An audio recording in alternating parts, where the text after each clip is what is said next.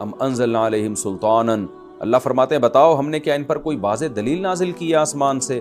فَهُوَ يَتَكَلَّمُ بِمَا كَانُوا بِهِ يُشْرِكُونَ، تو وہ دلیل ان سے بات کرتی ہو ان معبودوں کے بارے میں جن کو یہ اللہ کے ساتھ شریک کرتے ہیں، آسمان سے کوئی دلیل اتر کے ان کو سمجھا رہی ہو کہ اللہ نے ان کو اختیارات دی ہیں۔ آگے اللہ دوبارہ فرماتے ہیں وَإِذَا أَذَقْنَا النَّاسَ رَحْمَةً، دوبارہ اللہ تعالیٰ شکایت کرتے ہیں جب ہم انسان کو کوئی رحمت کا مزہ چکھاتے ہیں، فَرِحُوا بِهَا، تو وہ اترانے لگتا ہے۔ دیکھیں فرحت اچھے معنی میں بھی یہ لفظ استعمال ہوتا ہے، قرآن میں بھی، عربی میں بھی، اور برے معنی میں بھی۔ فرحت کا ایک مطلب تو خوش ہونا، وہ ٹھیک ہے، جیسے قرآن میں سورہ روم کے ہی شروع میں آپ نے دیکھا کہ یفرح المؤمنون، اللہ کہتے ہیں جب رومی غالب آئیں گے تو یفرح المؤمنون، مومنین اس دن خوش ہوں گے۔ لیکن فریح یفرحو کا ایک معنی ہوتا ہے اترانا، بے موقع خوشی جسے کہتے ہیں، یا بے موقع خوشی صحیح تعبیر نہیں ہوگی بلکہ بجائے تواضع ہونے کے اترانا کا لفظ اردو میں بالکل واضح اس کو ایکسپلین کرتا ہے، یعنی تکبر کرنا اور شیخیاں بھگارنا شروع کر دینا، اس کو اللہ کی رحمت نہ سمجھنا، تو اس معنی میں بھی استعمال ہوتا ہے۔ اب یہ سیاق و سباق سے پتہ چلتا ہے، تو یہاں چونکہ ایک برائی کے طور پر بیان ہو رہا ہے نا، آگے یعنی شکایت کے طور پہ بیان ہو رہا ہے، لہذا یہاں مطلب ہوگا اترانا۔ وَإِذَا أَذَقْنَا النَّاسَ رَحْمَةً، جب ہم لوگوں کو رحمت کا مزہ چکھاتے ہیں، فَرِحُوا بِهَا، تو اس کو خوش ہو جاتے ہیں، اترانے لگتے ہیں۔ وَإِن تُصِبْهُمْ سَيِّئَةٌ بِمَا قَدَّمَتْ أَيْدِيهِمْ، اور جب ان کی بدعمالیوں کی وجہ سے ان کو کوئی مصیبت پہنچتی ہے، اِذَا هُمْ يَقْنَطُونَ، تو یہ مایوس ہو جاتے ہیں۔ تو یہ مایوسی کے مقابلے میں فرحت کا لفظ آ رہا ہے نا، لہذا یہ اترانے کے معنی میں ہوگا، کیونکہ مایوسی بھی بری چیز ہے، لہذا اس سے پہلے جو فرحت کا تذکرہ کیا وہ بھی وہ والی فرحت ہے جو بری ہے، اور وہ کون سی فرحت بری ہوتی ہے؟ اترانے والی فرحت جو ہے وہ بری ہوتی ہے۔ تو یہ بھی اللہ تعالیٰ انسان کو شکایت کر رہے ہیں کہ اس کا اللہ پر اعتماد اور توکل نہیں ہے۔ اگر توحید پرست ہوتا، اللہ پر کامل اعتماد ہوتا، تو جب اسے خوشی پہنچتی تو اتراتا نہیں بلکہ اللہ کا شکر ادا کرتا، اور جب مصیبت پہنچتی تو توبہ استغفار کرتا اور نا امید نہ ہوتا، کیونکہ اسے پتہ ہے کہ اللہ مسبب الاسباب ہے، خالق کائنات جو ہے وہ سب کچھ کر سکتا ہے، تو مصیبت دور بھی کر سکتا ہے، اور اگر مصیبت دور نہیں کرے گا تو اس کا کوئی آلٹرنیٹ دے دے گا مجھے، وہ میرے حالات کو جانتا ہے۔ یہ قرآن میں یہ والی آیت جو ہے نا، یہ مضمون اس ٹائپ کا بہت جگہوں پر آیا ہے کہ جو توحید پرست نہیں ہے، جس کا اللہ پر اعتماد اور توکل نہیں ہے، خوشی میں اپنی اوقات بھولتا ہے، وہ اتراتا ہے، اور غم میں مایوس ہوتا ہے۔ اللہ نے اہل جنت کی علامات کے طور پر یہ بیان کیا ہے کہ اہل جنت کی علامت یہ کہ غم میں مایوس نہیں ہوتے، خوشی میں اتراتے نہیں ہیں۔ آج دیکھ لو آپ دنیا پرستوں کا حال دیکھ لو نا، تھوڑا سا پیسہ آ گیا تو اپنی اوقات بھول جاتے ہیں، پاگل ہو جاتے ہیں، بے وقوفوں والی باتیں شروع کر دیتے ہیں، اور ایسا سینہ کڑا کے چلتے ہیں جیسے پتہ نہیں پہلی دفعہ انہی کے پاس دنیا میں پیسہ آیا ہے، اور جو ہے وہ کمتر لوگوں کو حقیر سمجھنا شروع کر دیتے ہیں۔ تو جبکہ توحید پرست جو اللہ پر ایمان لگتا ہے، ملحد نہیں ہے، وہ کیا کہتا ہے؟ بھائی میرا کمال تھوڑی ہے، یہ تو اللہ نے دیا ہے، محنت تو بیسیوں لوگ کرتے ہیں، ہر ایک کو تھوڑی ملتا ہے۔ یہ بہت اہم آیت ہے، اس کو یہ ڈپریشن کا بھی علاج ہے، اور یہ آپ کو تکبر سے بھی بچانے کا علاج ہے۔ تو کیونکہ دو ہی حالتیں ہوتی ہیں انسان کی، یا تو خوشی میں ہوگا یا غم میں ہوگا، یا چاہتیں پوری ہو رہی ہیں یا نہیں پوری ہو رہی۔ تو اللہ نے کتنا زبردست گائیڈ کیا ہمیں کہ جب پوری ہو رہی ہے چاہتے ہیں تو اتراؤ نہیں، بھائی شکر ادا کرو اللہ کا، خوش ہو ضرور لیکن بولو اللہ کی دین ہے، بھائی میرا کمال نہیں، میں بھکاری ہوں، اللہ نے مجھے دی۔ اور جب ٹینشن ہو تو بھائی ٹینشن اللہ نے دی ہے نا، تو جس نے دی ہے وہ دور بھی کر سکتا ہے، تو مایوس نہ ہو تم۔ تو یہ قرآن میں یہ مضمون بہت جگہوں پر بیان کیا گیا ہے، اور پوری سورہ یوسف ہی یہ مضمون سمجھانے کے لیے نازل ہوئی ہے کہ یعقوب علیہ السلام کی پوری زندگی ٹینشنوں میں گزری، کیسی امیدوں کو لے کے ساری زندگی جیتے رہے ہیں وہ۔ آگے اللہ تعالیٰ فرماتے ہیں ان فی ذلک لآیات، ہاں اولم یروا ان اللہ یبسط الرزق لمن یشاء ویقدر، کیا یہ لوگ دیکھتے نہیں ہیں جس کے لیے اللہ چاہتا ہے روزی بڑھا دیتا ہے، جس کے لیے چاہتا ہے تنگ کر دیتا ہے۔ یہ بھی پچھلی آیت کی تکمیل ہے، کیونکہ عام طور پہ خوشی جب انسان کو ہوتی ہے نا، پیسہ آنے کی ہوتی ہے، اور غم ہوتا ہے پیسہ جانے کا۔ تو اللہ تعالیٰ انسان کی فطرت سے واقف ہے نا، کہ ان کے ہاں خوشی کا اصل معیار یہی ہے کہ دولت مند ہو تو خوش ہے، دولت نہیں ہے تو غریب ہے۔ اس کا اللہ نے جواب دیا کہ تیرے پاس پیسہ آتا ہے، خوشی ہوتی ہے تو اترانے لگتا ہے، غریبوں کی توہین شروع کر دیتا ہے اور اپنا کمال سمجھتا ہے، اور جب تیرے پاس پیسہ نہیں آتا تو مایوس ہو جاتا ہے۔ تو اللہ نے فرمایا اولم یرو، کیا یہ انسان دیکھتا نہیں ہے ان اللہ یبسط الرزق لمن یشاء ویقدر، اللہ چاہتا ہے جس کے لیے روزی بڑھا دیتا ہے، جس کے لیے چاہتا ہے کم کر دیتا ہے۔ کیسی زبردست دلیل ہے آج کل کہ ان اسکالرز، ان موٹیویشنل اسپیکر ہیں یا جو بھی اسکالرز ہیں یا جو بھی ٹک ٹاکر ہیں یا یوٹیوبر ہیں یا جو لوگ بھی دولت کو اپنا کمال بتاتے ہیں کہ میں نے محنت کی اور مجھے ملا، تم محنت نہیں کرتے لہذا تمہیں نہیں مل رہا، اس کی علامت ہے تم محنت نہیں کر رہے. یہ بالکل غلط نظریہ ہے. اسلام اس کے بالکل اگینسٹ ہے. اللہ کہتے ہیں کیا دیکھتے نہیں ہو، اندھے نہیں ہو کہ اللہ جس کے لیے چاہتا ہے روزی بڑھاتا ہے، جس کے لیے چاہتا ہے تنگ کر دیتا ہے. کیا مطلب اس آیت کا؟ کتنے لوگ ہیں انہوں نے بہترین طریقے سے دولت کمانے کی کوشش کی ہے، تمام جدید اسباب اور وسائل اختیار کی ہے، مگر دھیلا بھی نہیں آیا ان کے پاس. اور کتنے تمہیں سوسائٹی میں ایسے نظر آئیں گے جو دولت سے بھاگتے رہے ہیں مگر آج کروڑ پتی ارب پتی بنے ہوئے ہیں. وہ ہمیں تو وہ نظر آتے ہیں محنت کی اور مل گیا، محنت نہیں کی اور نہیں ملا. ایسے بھی بہت سے لوگ ہیں جنہوں نے کی نہیں ملا اور بہت کی پھر بھی کچھ نہیں ملا. تو اللہ کہتے ہیں اس سے صاف پتہ چلتا ہے کہ ٹھیک ہے تم نے محنت کرنی ہے لیکن دولت کی کنجیاں وہ میرے ہاتھ میں، تمہارے ہاتھ میں نہیں ہے. تو جب وہ میرے ہاتھ میں ہے تو ملنے پر اتراؤ مت اور نہ ملنے پر مایوس مت ہو. جو کام جس کا کنٹرول میرے پاس ہے تو اس میں تم کیوں ٹینشن لے رہے ہو؟ یعنی ایک واضح سی بات ہے نا کہ جو چیز آپ کے بس میں ہی نہیں ہے تو اس پہ یعنی میں یہاں بیٹھ کے سوچتا رہوں کہ فلاں جو ہے نا فلاں آدمی یہ کام کیوں نہیں کر رہا، تو لوگ مجھے آ کے کیا کہیں گے، بھائی وہ فلاں آپ کا کیا لگتا ہے؟ میں کہوں گا میرا کچھ نہیں لگتا، نہ وہ میری سنتا ہے. تو لوگ کہیں گے جب آپ کا اس سے کوئی لینا دینا نہیں ہے تو اس کے عمل پہ آپ کو کیا تکلیف ہو رہی ہے؟ وہ اس کا ہیڈیک ہے، آپ کا ہیڈیک تھوڑی ہے. تو یہ بات بھی اللہ تعالیٰ ہمیں سمجھا رہے ہیں کہ دیکھو رزق تمہیں ملے گا یا نہیں ملے گا یہ میری سوچ پہ ہوگا، یہ تمہاری چاہتوں پہ نہیں ہوگا، نہ تمہاری محنت پہ ہوگا. تو جب یہ میرا کام ہے تو پھر نہ ملنے پر مایوسی کی طرف جانا اور ملنے پر اترانے کی طرف جانا یہ بہت بڑی بیوقوفی ہے. یہ گراؤنڈ ریئلٹی کے خلاف ہے. اولم یرو کا مطلب یہ کہ تو یہ گراؤنڈ ریئلٹی ہے، دیکھو اپنی آنکھوں سے جا کے تم. آگے اللہ تعالیٰ فرماتے ہیں ان فی ذلک لآیات لقوم یؤمنون، بے شک اس میں بڑی بڑی نشانیاں ان لوگوں کے لیے جو ایمان لانا چاہتے ہیں، جو ایمان لاتے ہیں.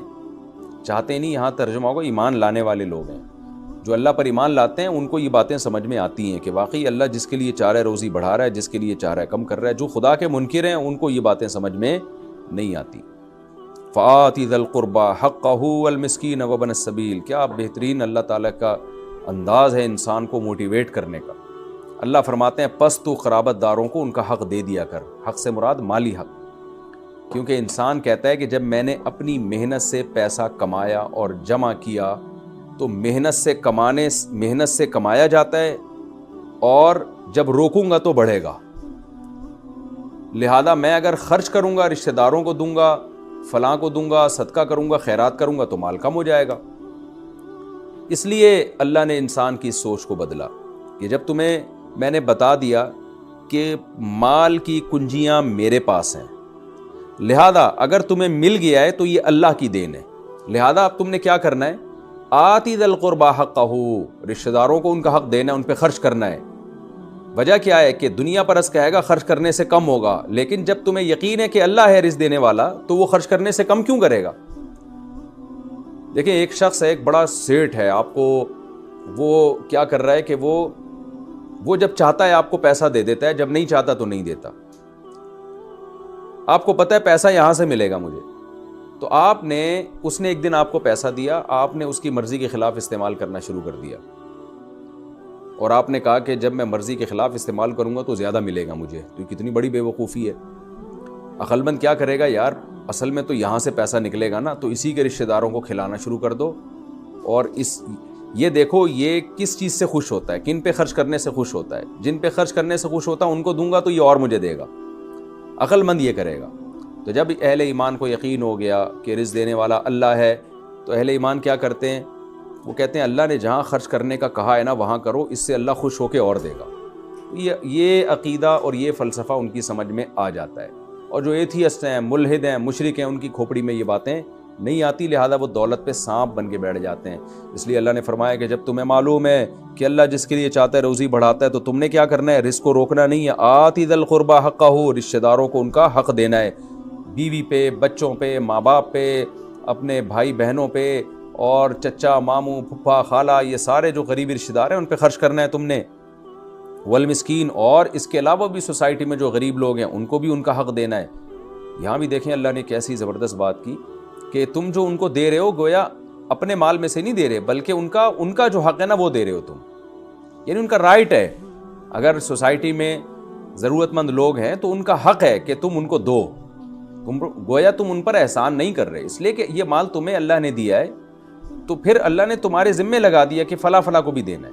ایسا ہی ہے جیسے کسی کو آپ نے دیگ پکڑائی اور کہا کہ اس میں سے خود بھی کھا لینا اور محلے کے غریبوں میں بھی بانٹ دینا، تو اس لیے میں نے تمہیں یہ دیگ دی ہے. آپ نے کیا کیا، اس دیگ کو چھپا کے رکھ لیا اور کہا کہ چونکہ میری ملکیت میں آ گئی ہے تو میں اب سارا کھا لوں. تو یہ بے وقوفی ہے بھائی. جس نے دی ہے اس نے صرف آپ کے لیے دی نہیں ہے، اس نے تو کہا ہے کہ خود بھی کھاؤ اور لوگوں میں بھی بانٹو اس کو جا کے. تو اگر آپ عقل مند ہوگے تو خود بھی کھاؤ گے، لوگوں میں بھی بانٹ دو گے، اس سے فائدہ کیا ہوگا، اگلی دیگ بھی مل جائے گی آپ کو. اور بے وقوف ہوگے تو اسی کو چٹ کرنے کی کوشش میں لگے رہو گے، اور اتنا آپ کا پیٹ ہے نہیں کہ وہ کھا جاؤ. ایک دن مر جاؤ گے اور وہ پھر وارث یا چیل کوے کھا کے اس کو ختم کر دیں گے.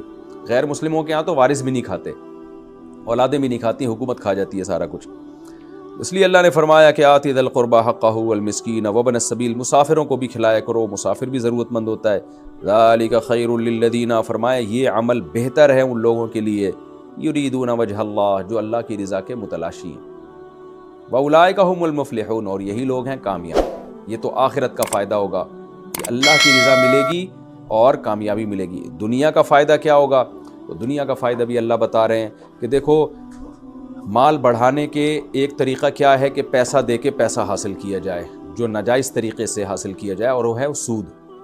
جب آپ پیسہ بزنس میں لگاتے ہیں نا تو اس میں شریعت کے مطابق جب آپ پیسہ لگاتے ہیں تو پروفٹ کا 100% یقین نہیں ہوتا، کیونکہ اسلام میں کیا ہے، شرکت اور مزاربت. آپ نے پیسہ دیا، آپ نے اگلے سے ایگریمنٹ کیا، بھائی جو پروفٹ ہوگا اتنے پرسنٹ میرا، اتنے پرسنٹ تیرا، لاس ہو گیا تو میرا لاس. انویسٹر کا لاس ہوتا ہے ہمیشہ، اس میں یقینی پروفٹ نہیں، ہو گیا تو ہو گیا، نہیں ہوا تو لاس ہو گیا، لاس بھی ہو سکتا ہے. جبکہ یقینی فائدہ کیا ہے؟ سود میں. آپ نے 1,00,000 روپے دیا، بولا بھائی مجھے اس سے غرض نہیں، تجھے کاروبار میں فائدہ ہوتا ہے، نقصان ہوتا ہے، مجھے ہر مہینے اس 1,00,000 پہ 5,000 روپے چاہیے. یہ یقینی نفع ہے. لیکن اللہ کہتے ہیں یہ یقینی خسارہ ہے، یہ نہیں بڑھے گا. اور اس کے برعکس آپ جب زکوٰۃ دیتے ہیں تو دیکھنے میں وہ یقینی خسارہ ہے، اس لیے کہ جتنا اماؤنٹ ہے اس کا 2.5% دینا ہے. 1 کروڑ ہے تو 2.5 لاکھ، 2 کروڑ ہے تو 5 لاکھ، 1 ارب ہے تو 2.5 کروڑ. یعنی جتنا اماؤنٹ بڑھتا جائے گا اسی حساب سے زکوٰۃ کی پرسنٹیج بھی. تو یعنی گویا کہ دیکھنے میں جو لاس کا ریشو ہے وہ بھی اسی حساب سے بڑھے گا. سود میں پروفٹ کا ریشو انویسٹمنٹ کے حساب سے بڑھتا ہے، اور زکوٰۃ میں لاس کا ریشو انویسٹمنٹ کے حساب سے جو آپ کا سرمایہ ہے اس کے حساب سے بڑھتا ہے. لیکن اللہ کہہ لے جس کا اللہ پر ایمان ہے نا تو وہ میری بات پہ یقین کر لے گا. اور وہ کیا ہے کہ جو تم سود لوگوں کو دیتے ہو وہ گھٹتا ہے حقیقت میں، اور جو زکاتیں دیتے ہو وہ بڑھتی ہیں. کیا مطلب؟ برکت زکوٰۃ میں ہوگی، برکت سود میں نہیں ہوگی. سود خور کو اگر 2.5 کروڑ روپے سود کا مل رہا ہے تو اس کا جو ظرف ہے نا، جو اس کے دل کی تنگی ہے وہ اس سے زیادہ ڈبل ہو جاتی ہے، جس سے اس کو وہ 2.5 کروڑ بھی کم لگ رہے ہوتے ہیں. آپ دیکھ رہے ہو نا سود خوروں کا حال، ایسے کنجوس ہوتے ہیں اور ان کو وہ پیسے کی خوشی بھی نہیں ہوتی. جو دولت کا ایک لذت ہے نا، جو حاصل کرنے کی لذت، وہ حاصل نہیں ہوتی. اس کی مثال ایسے آپ کے پاس 1,00,000 روپے اور آپ کو ہر وقت یہ فکر ہے کہ کہیں یہ کم نہ ہو جائے، کہیں یہ چھن نہ جائے، اور اس لاکھ سے آپ جو فائدے اٹھا سکتے ہو وہ بھرپور طریقے سے اٹھا نہیں رہے آپ. اس سے بہتر وہ نہیں جس کے پاس 50,000 ہے اور وہ کہہ رہا ہے کہ یار میں خرچ کر دوں گا تو مجھے کوئی نقصان نہیں ہوگا. وہ کھل کے کھا بھی رہا ہے، سواری بھی خرید رہا ہے اور انجوائے کر رہا ہے لائف کو. تو ہم کیا کہیں گے؟ جس کے پاس لاکھ ہے وہ غریب ہے، 50,000 والا اس پیسے سے فائدہ اٹھا رہا ہے. اس کو کہتے ہیں برکت. تو اس لیے اللہ نے اس آیت میں کیا فرمایا، وما آتیتم من ربا لیربو فی اموال الناس، جو تم لوگوں کو سودی قرضے دیتے ہو تاکہ وہ لوگوں کے مال میں بڑھ جائیں، فلا یربو عند اللہ، اللہ کی نظر میں وہ بڑھتے نہیں ہیں. وہ تمہیں بڑھتے ہوئے نظر آتے ہیں ظاہری لحاظ سے، حقیقت میں وہ بڑھتے نہیں ہیں. وما آتیتم من زکاۃ تریدون وجہ اللہ، اور تو تم زکوٰۃ دیتے ہو اللہ کی رضا کے لیے، فاولئک هم المضعفون، اللہ نے یہ نہیں فرمایا کہ وہ بڑھ جاتا ہے، فرمایا یہ لوگ تو پیسہ بڑھانے والے لوگ ہیں. دیکھیں یہ بھی بلاغت ہے قرآن کی. جب سود کا ذکر آیا نا تو اللہ نے کیا فرمایا کہ جو تم سودی قرضے دیتے ہو تو لا یربو عند اللہ، اللہ کی نظر میں وہ بڑھتے نہیں ہیں، وہ بڑھتا نہیں ہے. تو اگلی آیت یوں ہونی چاہیے کہ جو تم زکوٰۃ دیتے ہو تو وہ بڑھتی ہے، یوں ہونا چاہیے. لیکن نہ، سود کی جب بات آئی اللہ نے فرمایا وہ بڑھتا نہیں ہے اللہ کی نظر میں. زکوٰۃ کی جب بات آئی تو یہ نہیں فرمایا کہ وہ بڑھتی ہے، بلکہ فرمایا یہ لوگ ہیں بڑھانے والے، ان کو ہنر آتا ہے، ان کو پتہ ہے پیسہ بڑھایا کیسے جاتا ہے، کیونکہ ان کا اللہ پر ایمان ہے۔ یہ دیکھ رہے ہیں کہ بچہ پیدا ہوتے ہی جو خدا ماں کی چھاتیوں میں دودھ پیدا کر سکتا ہے، اور کتنے لوگ ہیں محنت کرتے ہیں کچھ نہیں ملتا، محنت نہیں کرتے بہت کچھ مل جاتا ہے۔ اس کا مطلب خزانے جب اس کے ہاتھ میں ہے تو وہ جیسے جیسے کہہ رہا ہے خرچ کرو بھائی، تو ان کو خرچ کرنے کا گویا ہنر، ان کو پیسہ بڑھانے کا گویا ہنر آ گیا ہے، یعنی ایسا ہنر کہ وہ تاجروں کے پاس بھی نہیں ہے۔ تو اس لیے علماء کہتے ہیں صدقات، خیرات، زکوٰۃ، جن لوگوں کو اس کی لت پڑ جائے نا، نشہ پڑ جائے، تو اصل میں تو تاجر یہ لوگ ہیں، اصل میں تو دولت کمانے کی گویا نوٹ چھاپنے کی مشینیں ان لوگوں نے لگائی ہوئی ہیں۔ تو اس لیے اللہ فرماتے ہیں فَأُولَٰئِکَ هُمُ الْمُضْعِفُونَ، یہ لوگ ہیں اصل میں پیسہ بڑھانے والے۔ آگے پھر اللہ پھر سمجھاتے ہیں کہ تمہاری سمجھ میں یہ باتیں نہیں آتی، دیکھو اس خدا کے تصرفات دیکھو۔ اللہ الذی خلقکم ثم رزقکم، اللہ وہ ذات ہے جس نے تمہیں پیدا کیا، ثم رزقکم، پھر وہ تمہیں رزق دیتا ہے، ثم یمیتکم، پھر وہ تمہیں موت دے گا، کیونکہ مشرکین بھی یہ باتیں نہیں مانتے تھے۔ دیکھیں جب تک توحید نہیں ہوگی تو اللہ پہ اعتماد اور توکل نہیں ہوگا۔ تو آج کا مشرک جو کم درجے کا شرک ہے نا، ایک تو بڑا شرک ہے، ایک کم درجے کا بھی شرک ہے، وہ یہ ہے کہ آپ دعاؤں میں نہیں سمجھو کہ میری حاجت پوری ہوتی ہے، آپ ان روحانی عاملوں کے چکر میں لگ جاؤ۔ میں اس کو بھی ایک چھوٹا شرک اس کو بھی سمجھتا ہوں کہ جب مصیبت پڑنی تھی، اللہ پہ اعتماد کرنا تھا، آپ نے یہ جن چڑیل بھوت کے کھاتے میں ڈال دیا۔ یہ تو آپ اللہ پہ اعتماد کر کے دیکھو، توکل کر کے دیکھو، انسان کو جینے کا مزہ آنا شروع ہو جاتا ہے۔ اس لیے اللہ کیا فرماتے ہیں، دیکھو اللہ ہی تو سب کچھ کر رہا ہے۔ خلقکم، اس نے پیدا کیا، ثم رزقکم، پھر تمہیں رزق دیتا ہے، ثم یمیتکم، پھر وہ تمہیں موت دیتا ہے، ثم یحییکم، پھر وہی تمہیں زندہ کرے گا۔ هل من شرکائکم من یفعل من ذلکم من شیء، بتاؤ تمہارے شرکاء میں سے کون ہے جو ان میں سے کچھ بھی کام کرتا ہو؟ نہ عیسیٰ ابن مریم یہ سب کچھ کرتے ہیں، نہ جو جھوٹے معبود ہیں وہ کرتے ہیں، تو سارے کام اللہ کر رہا ہے، تو اپنی لو اسی اللہ سے لگاؤ۔ سبحانہ، وہ ہر عیب سے پاک ہے، وتعالی، اور بلند ہے، عما، ان معبودوں سے، یشرکون، آگے بھی معذوف ہے نا، یشرکون بھی، جن معبودوں کو یہ شریک کرتے ہیں بھی اس اللہ کے ساتھ۔ تو سوری، بھی سے مراد وہ معبود جن کو یہ بھی، جن کے ساتھ یہ شرک کرتے ہیں، کیونکہ ماں کی طرف ضمیر لوٹ رہی ہے۔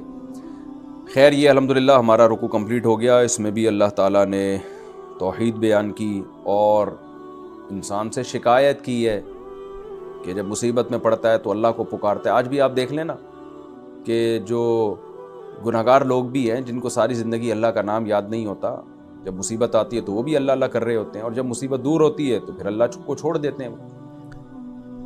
اس میں ہمیں اللہ نے صدقہ خیرات کی بھی ترغیب دی کہ مال جب اللہ کے ہاتھ میں ہے تو بھئی آتی ذی القربہ حقہ، رشتہ داروں کو، مسکینوں کو، مسافروں کو ان کا حق دیا کرو، اور یہی لوگ ہیں اصل میں پیسہ کمانے والے لوگ۔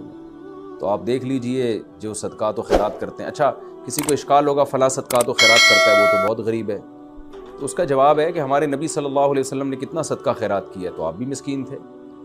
تو یہاں مسکین کا مطلب کیا ہے کہ دل اللہ اتنا کشادہ کر دیتا ہے۔ ہمارے نبی کی جو مسکینی تھی، غربت تھی، وہ اختیاری تھی۔